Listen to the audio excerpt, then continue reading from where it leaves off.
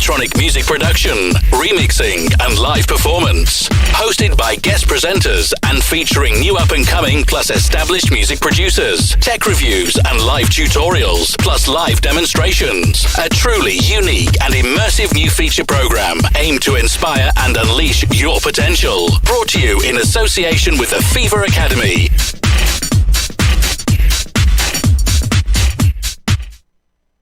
Mr. Dave Caffrey, you've got myself, Dean Seery, sitting at the table, and we've got a couple of producers. This is something very new. It's never been done in my knowledge. So I'm going to get just for the interests of people watching out there and listening, this is the breakdown. It's a new monthly producer spot exclusive to PHEVER. What we're going to do is bring on producers, remixers, creative people, and talk about their creative processes. And the whole idea is basically to try and get your creative juices flowing out there and get more people making music and contribute to the musical industry.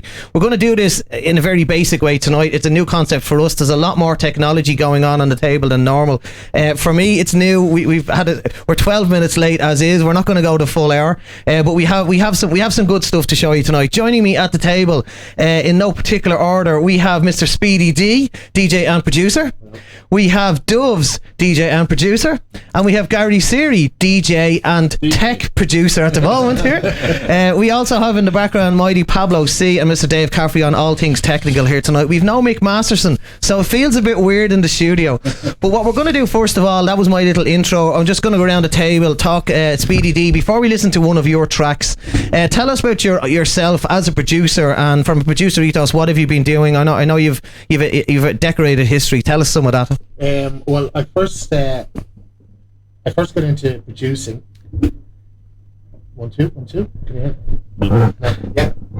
No, for some reason I can't hear that. Just keep talking. Yeah. Oh, now it's on. Now it's on. Okay, so I first got into producing around 2005. I was playing around with an old computer and some free software at home, and got bitten by the bug, and in 2008 I quit my job and went back to college and studied sound recording and music technology. That was in Biffy, correct? In Biffy with Sir Barry Dempsey, yes. Sir Barry Dempsey, if he's listening out there, he might mail us in. I did get in touch with him about this one. Tell us about those college days learning with Barry. I spent a couple of years with him as well. Yeah. It was easily the best time of my life. It was when you find the thing that you always wanted in your life. That was a eye-opening experience for me, because it was just like, wow, I should have done this years ago, and it was the best thing I ever did. And from there, always learning, always looking to learn more and find out more. What I was learning in college wasn't enough, so I look for tutorials online on YouTube, anything, just to learn more. And I did that same course all the way to the very end, and it does leave you wanting more. It leaves you hungry, which is possibly a good thing, because there's so much out there to learn. You can't really learn it in a textbook or on videos. You know what I mean? You have to kind of get your nose into the work. Yeah. Okay, that'll bring me over to Jamie Carroll, aka Duvz, one of our own DJs as well. Tell us about your own creative juices and how they've poured in the last while, and how you got into this, how you got into production. It was something that I just always wanted to do, was to DJ and make tunes. So when I started DJing, I wasn't really getting anything outside of Balbriggan, and I thought the only way to do that was to start producing. Yeah. So I started messing around with Ableton. Didn't really know what I was doing, so I started doing a couple of courses on it. Yeah. Did one with Doug Cooney in Real Sound, and then went to Dunleary and done a course down there, but they based that mostly on Pro Tools, which didn't help.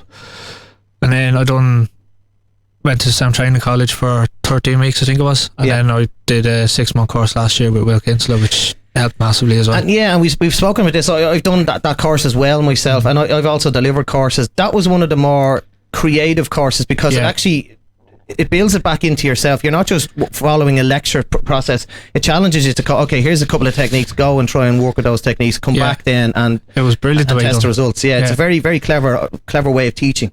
And he does a step-by-step through the whole workflow, so you develop your own workflow then from that, which is you emulate techniques and find your own way of doing it, which is the best way of doing it.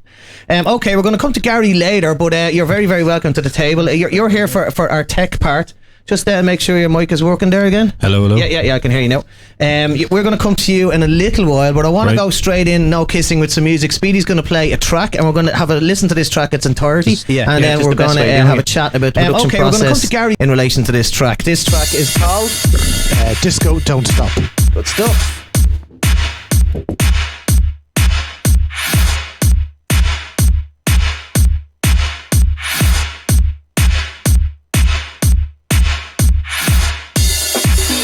Gary in relation to this track. This track is called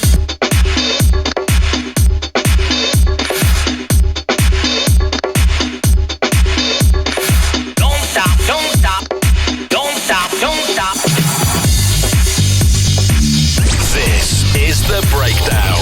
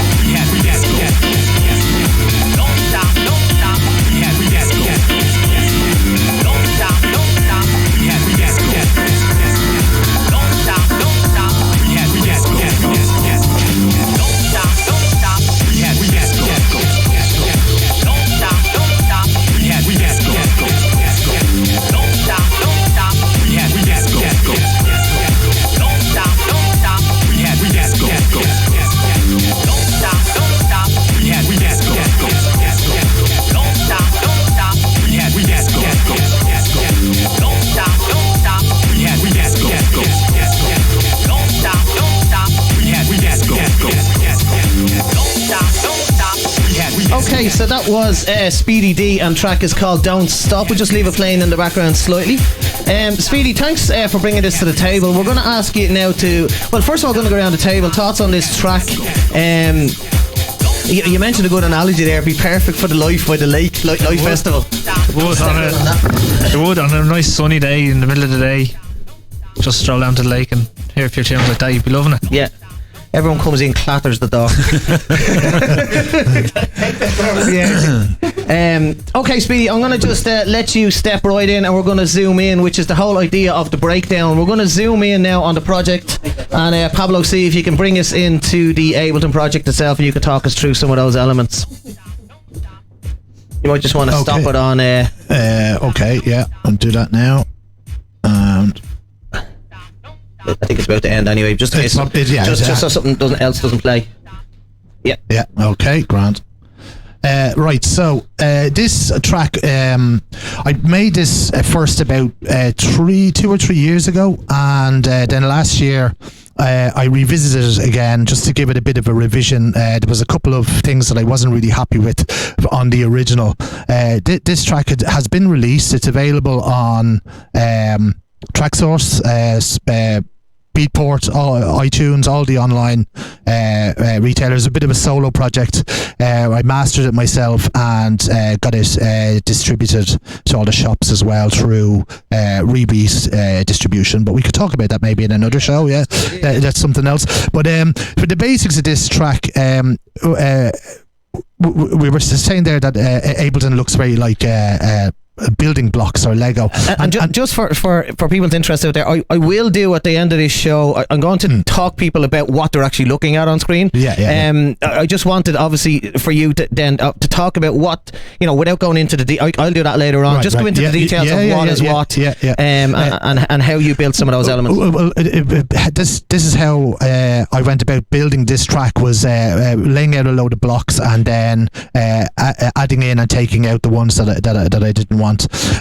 So on track 1 here we have a ghost kick, which we use for... I've heard of ghost farts. That's going to the compressor for the controlling the sidechain. So that track is muted, so you don't hear that at all. But that's a very Barry Dempsey trick there. You hear its effect throughout the track. It gives it that kind of pumping, rolling feel. So like I said, a lot of this track is very, very basic. There's not a lot in it. Practically everything in it is samples, and they're samples not robbed from other tracks, but they're from free sample libraries or sample libraries that I bought. Sometimes you get them free with on CD with if you buy some hardware, or if you buy a controller, or websites like Music Radar often offer free downloads of different types of samples. So I usually try and get a few of them if I can, and I've got a vast selection of samples now on my hard drive at home. So this has been built purely with samples, so there's very little kind of technical stuff going on here. It was just a matter of finding samples that fitted with each other, that were in the same key, and building the track from there. So just a quick run through track 1 here. It is the kick, and the kick is just a sample. Again, it's from DHS, the Disco House Sessions. It's a sample library. Some really nice disco kicks in there. You're going to hear me say the word disco a lot during this. Here's one of the elements I changed in my revision is this open hat here. You can see it's a different colour. I like to group my sounds by colour. It makes it easier for editing and knowing exactly where everything is. So basically anything that's red here is the percussion. Then I go into bass, and I've only got one bass line in this track. Sometimes I could have 2 or 3. I could have a low bass, a high bass, and a mid bass. It depends. But like I said, this one was very, very simple. Then green usually for my keys, if it is strings as well, and then yellow for vocals, and then this harmony track is unused, and then blue for the fancy sort of the what would you call the sparkle, the whooshes and the crashes and the sweeps that give the track different directions, different sections. So your transitions, yeah. So when you're going from the build up into the breakdown, you need to have crash cymbals, you need to have reverse cymbals and white noise sweeps to signify that there's a change coming. Just a question. Turn on my mic. Just a question on your process, and it's really interesting because every producer uses this differently. Yeah. Do you construct in this side of Ableton, or do you use the arrangement? So, the arrangement or the? I have a lot of producers are guilty of this. I get stuck in the 8-bar loop in the session view when I'm jamming away, and I have folders and folders of stuff that are just 8-bar loops. And like one day I'm going to make a track out of that, and I never do. But with this one in particular, I set out as soon as I had the 8-bar loop of all the elements that I was happy with, I put it over into the arrangement view straight away and blocked everything out for a 5 or 6 minute track or whatever it was that I wanted, and then I stripped out elements and added in the cymbals and the white noise sweeps where they were needed.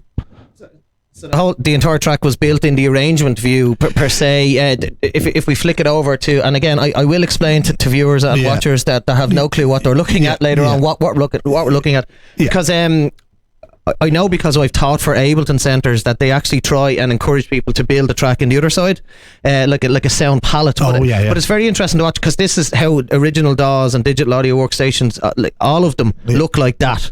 And that Ableton Live gives you the option on the other side to demo tracks and play live with them. I find it easier for my own personal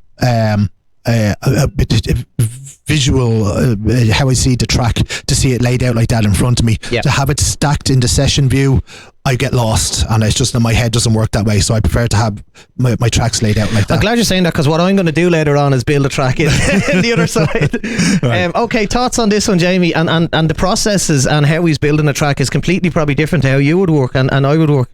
Completely different. Oh, turn on the mics. It's completely different to how I'd work. I'd be the opposite of you. I'd need to work my way down through the clips on the clip view to get my head around where the track was going, because like if I started in there, I'd get stuck in a loop there. I'd be like, how do I get into this part? So I find it easier.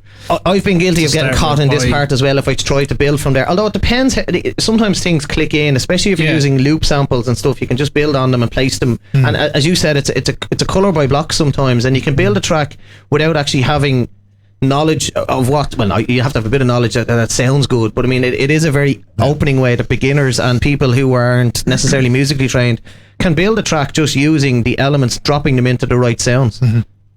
But it is an interesting way of working, especially when you see a finished track built from scratch that way. I don't normally see that, and I find it great, because anyone that's used Cubase or Pro Tools works like this, and Logic and Logic, all of those things. Fruit Loops as well, I think is for me, that you mentioned Logic there.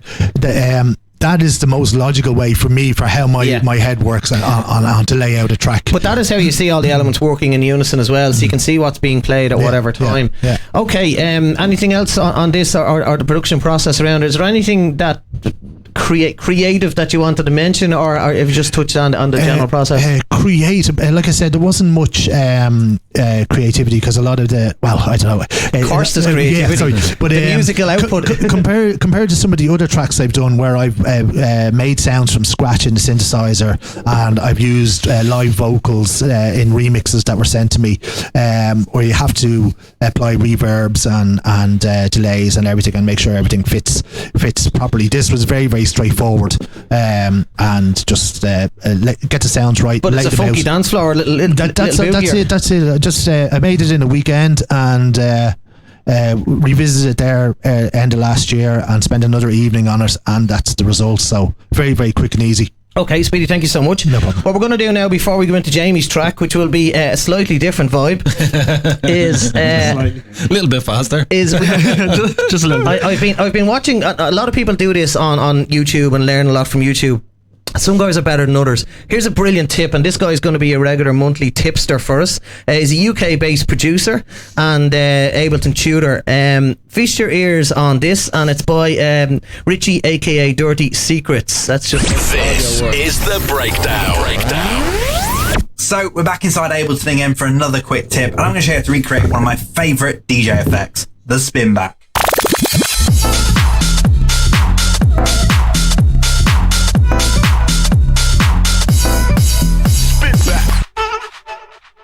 So I'm back again with another one of my quick tips. Every single day this month, I've been giving you a brand new music production tip. If you haven't seen it yet, almost 31 tips on there, 31 days of January. So definitely check them out on my channel. They're all still up there. But in today's quick tip video, we're going to go through recreating one of my favorite DJ effects, the spin back. And it's actually a lot easier than you think. So let's jump into Ableton and I'll show you how. Now, as I say, this is quite easy to do. And to show you how to do this, I've got a very simple loop going on within here. I've got a kick and a couple of tops loops. So claps and hi-hats and snares, basically.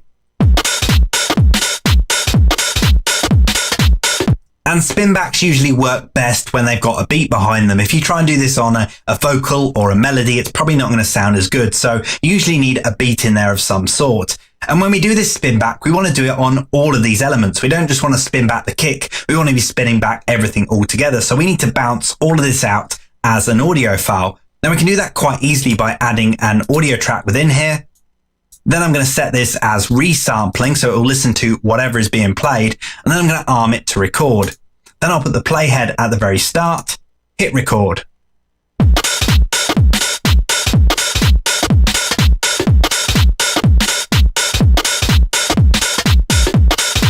So we now have an audio track within here, an audio clip with all of our beats. So it has the kick and those tops loops all in it. But I want to make sure this is a seamless loop. So what I'm going to do is I'm just going to trim it. So we know that we now have 4 bars worth of that loop, and I'm going to consolidate it.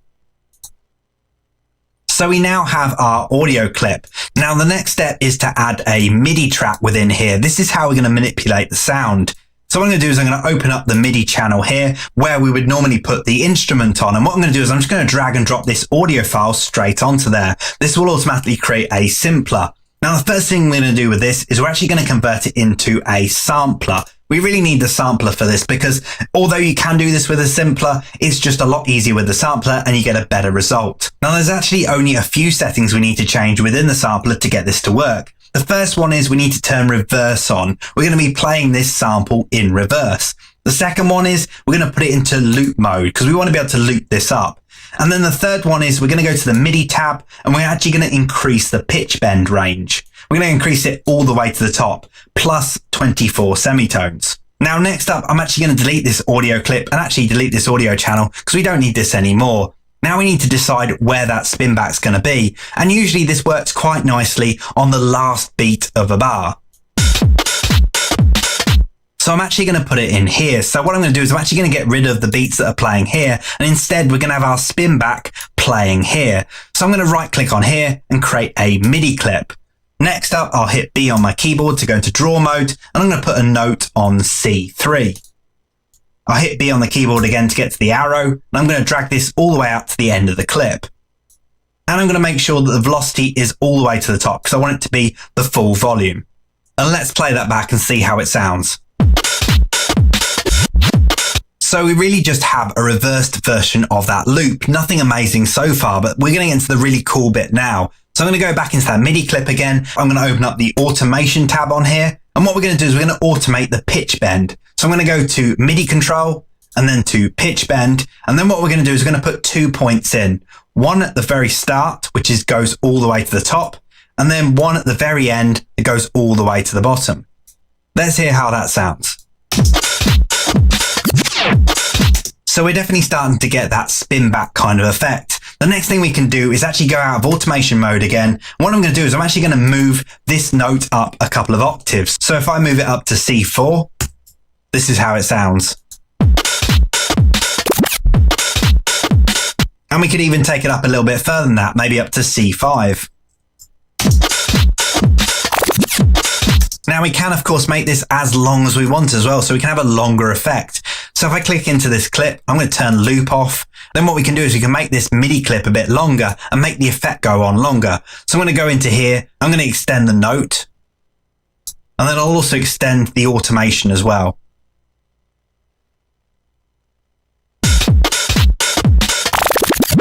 So as you can see there, it's actually a really easy technique to take that drum beat, reverse it up and make it into a spin back. It's actually really easy, and you can really manipulate it from there. You could make that note longer, you could move it up and down an octave, or you could adjust the pitch bend range. There's so many different things you can kind of change to make it slightly different and kind of customize it to how you want to. So have a play around with it and see what you can come up with. And if this video has been useful to you, definitely subscribe to my channel, because as I say, I've been bringing you a brand new music production tip every single day this month. So there's loads on my channel. Definitely check them out, and also subscribe, because I've got so many more coming this year. And hopefully I'll see you again in the next video. Okay. That was DirtySecretz, and as you can see, it's a really excellent little tipster he is, and we'll be hearing a lot more from that guy later on. Let me just make sure nothing else plays on that. Okay, what we're going to do now is go into some more music. I can come out of that, and we're going to just load up Duvz, and is it this top one here? That one, yeah. And let's just have a listen to this one, and then we'll have a chat and talk about the process behind this bad boy. This is the breakdown.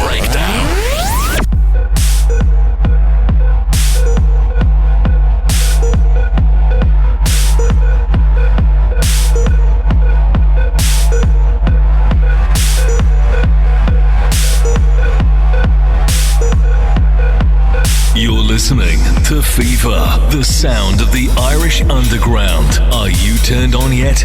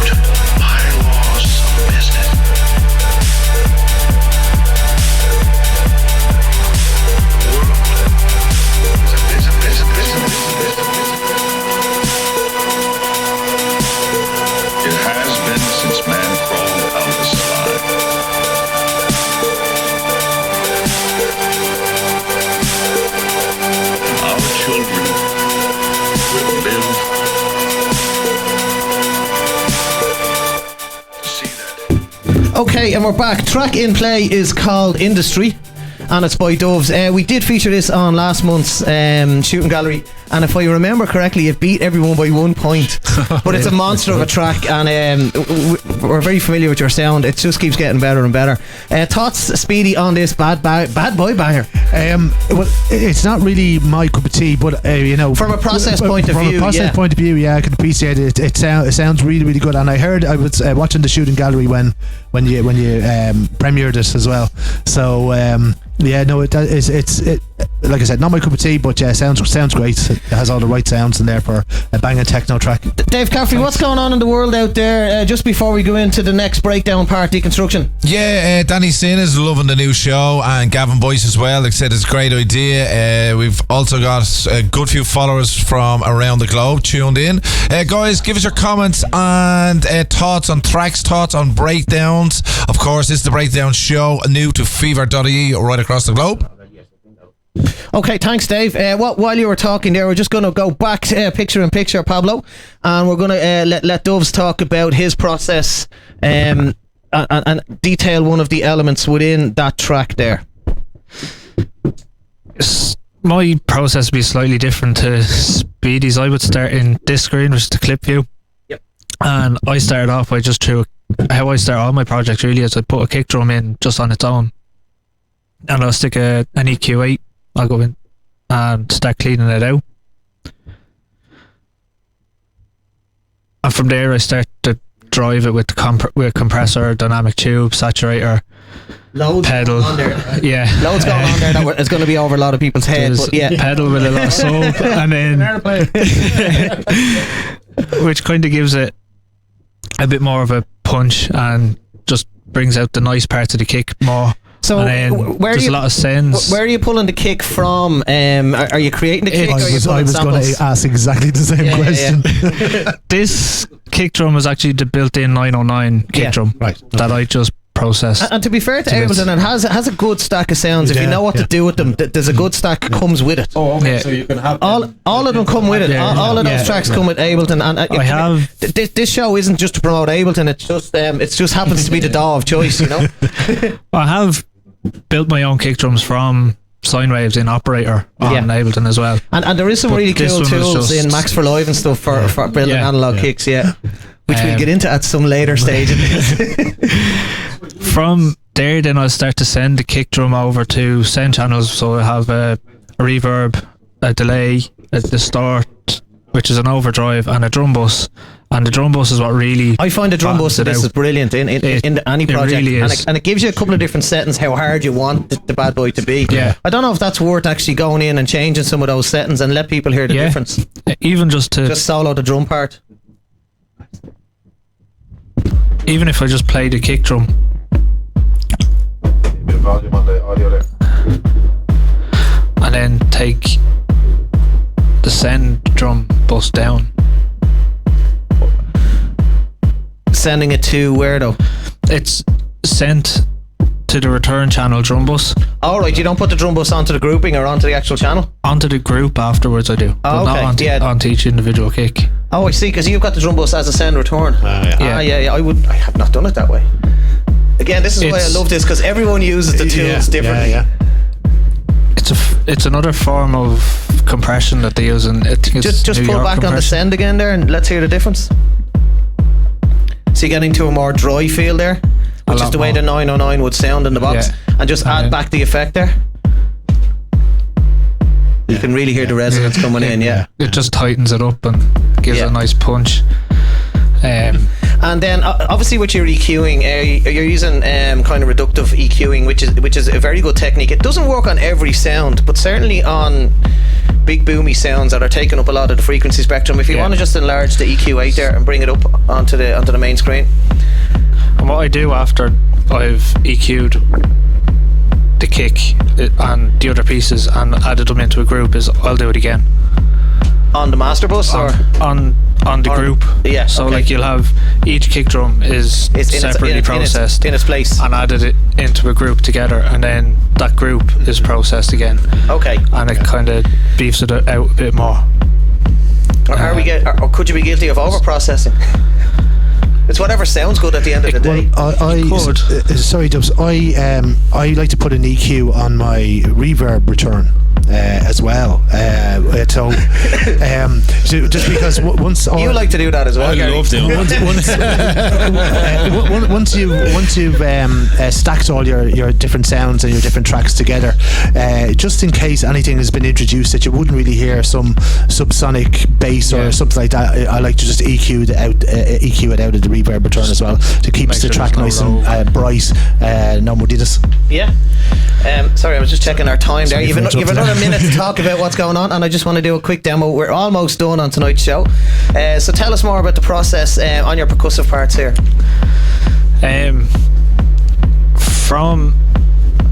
Tell us why. I mean, I know why, but tell the viewers why you're using reductive EQing and the benefits of it, because I know the basic ethos is to remove problem frequencies. Yeah, it more or less to protect the human hearing and have it sounding nice, because like there's a lot of, whether it's a sample or one of the built-in kicks or one that you make yourself, there's always going to be one little rogue frequency at different points, and you might not know it until certain levels are met. And if you kind of highlight that and drag along one of the things. Do you want to demonstrate that technique? Because it's a really cool technique.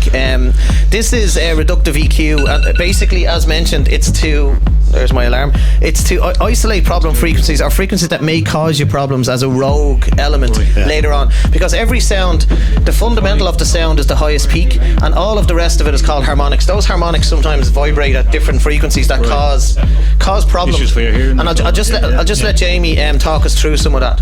So if you narrow the Q completely and then bring the gain right up, so we're getting a very fine point. You'll hear it there. You can hear the resonance there. There's a lot of resonance at that point. Nasty frequency. Just if we stop talking for a sec, the audience, you can definitely hear that there, and that would cause your speaker to fall off the wall. You know?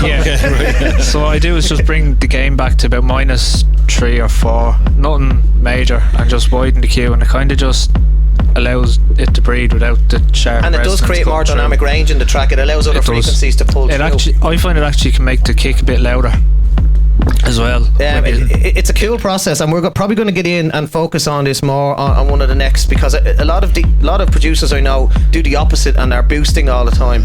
You know, the sounds that you want to poke through shouldn't need boosting. That you pull the other sounds back. The only time I've ever done that would be on a pad, maybe, on or the master channel. I'll throw a channel EQ and just bring the high end up slightly where you want to balance it.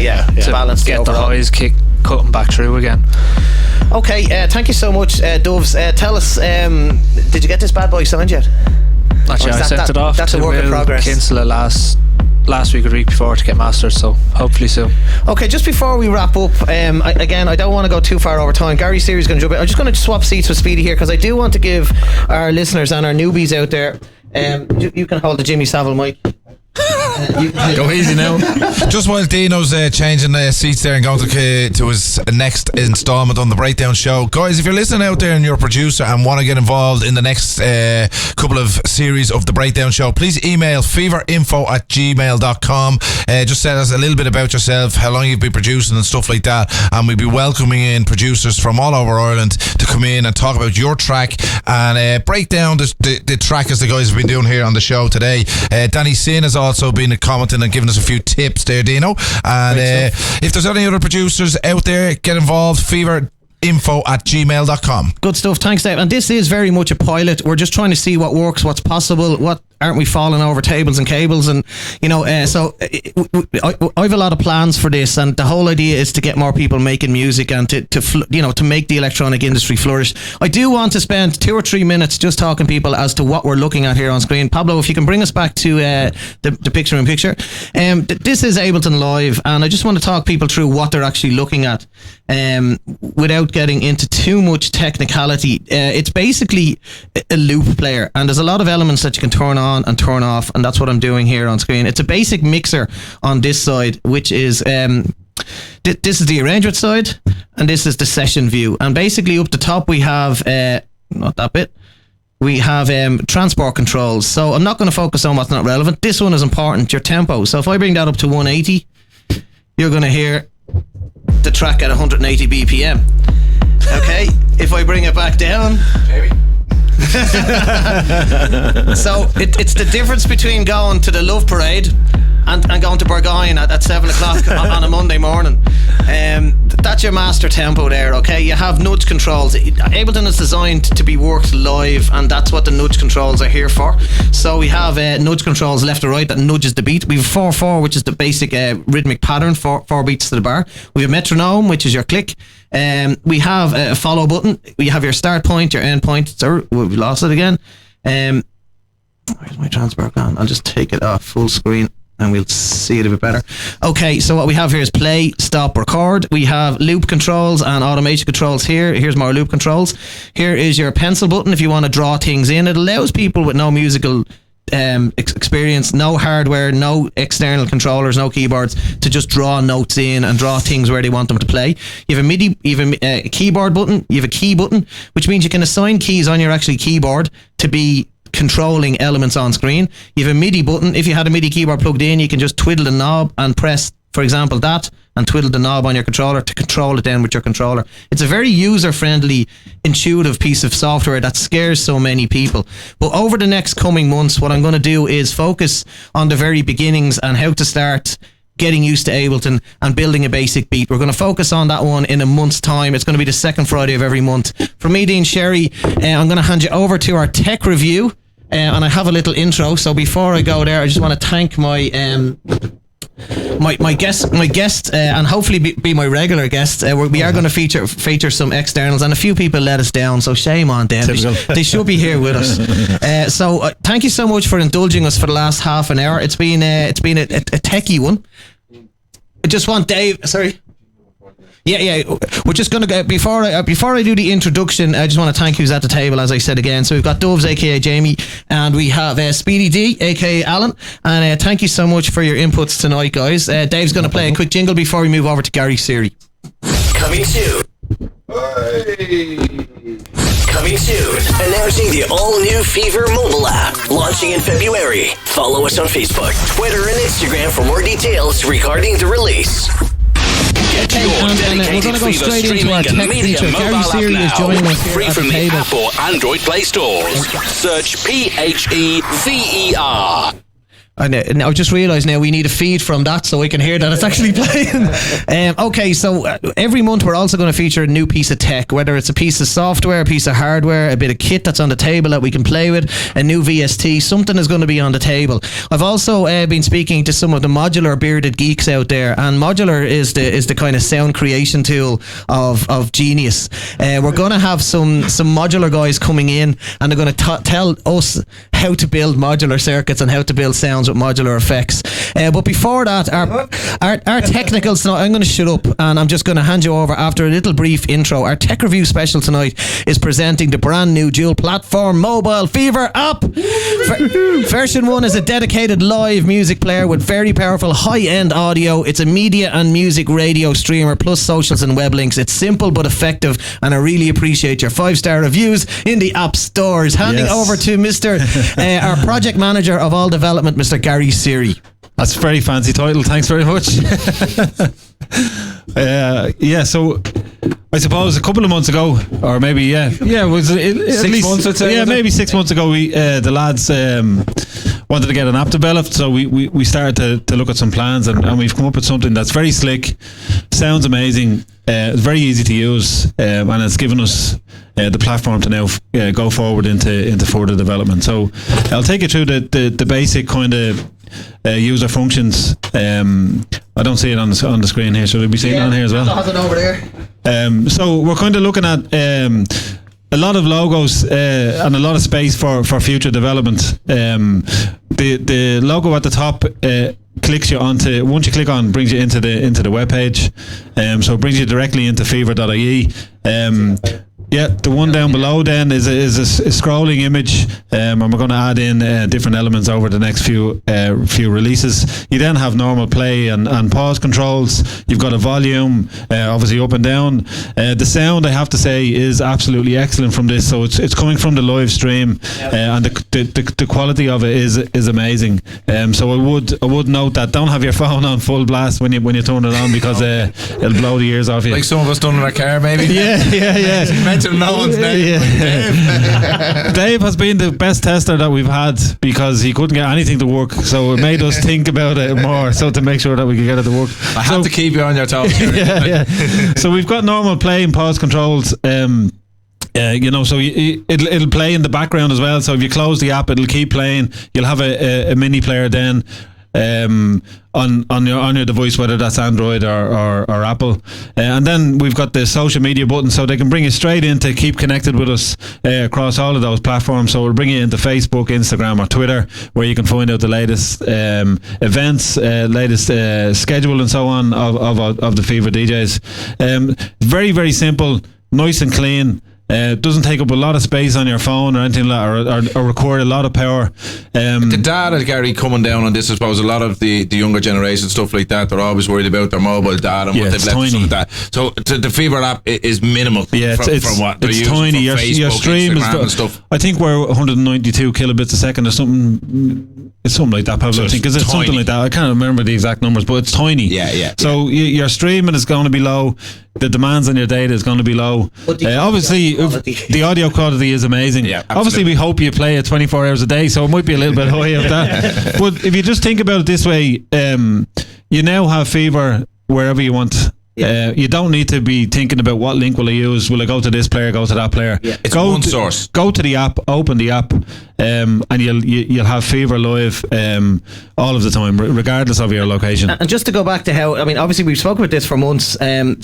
We had 3 asks, and the first ask was a fast load, looks slick, and sounds amazing, and I think it's been delivered. We've got them all. Hats off to Gary and team. Hats off, it's been brilliant. A lot of hard work coming for the last few months, but a lot of hard work and a lot of back and forth, and a lot of time's gone into it. But I think, as Dean mentioned there, we've ticked the box on the 3 things that we wanted to achieve at the start, and then just go to the App Store or go to our website. We have some QR codes on there where you can install straight away.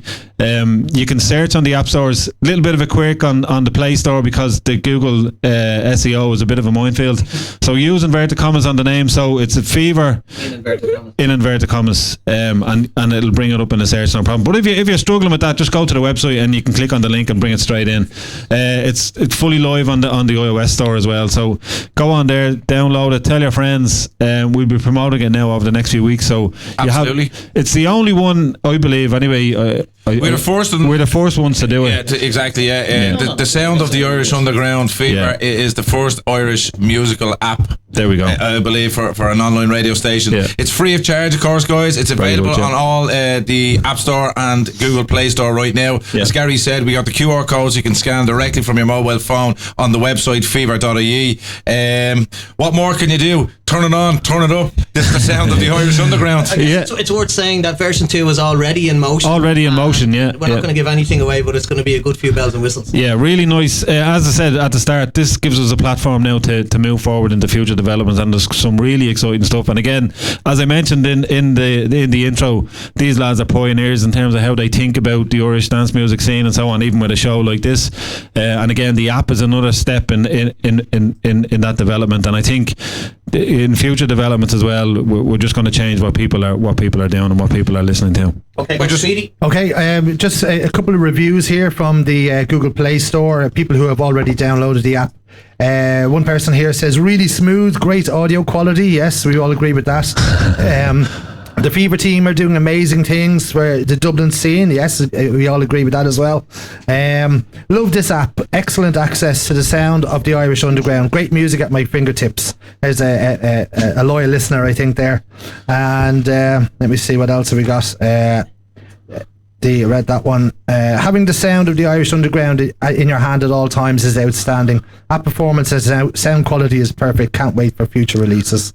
So there you go. That's a great review.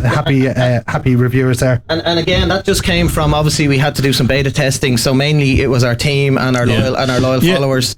But it's now available and free. Go get it. It's going to be. You're going to hear a lot about it here. And on all our socials. Yeah, one thing I'd say about it.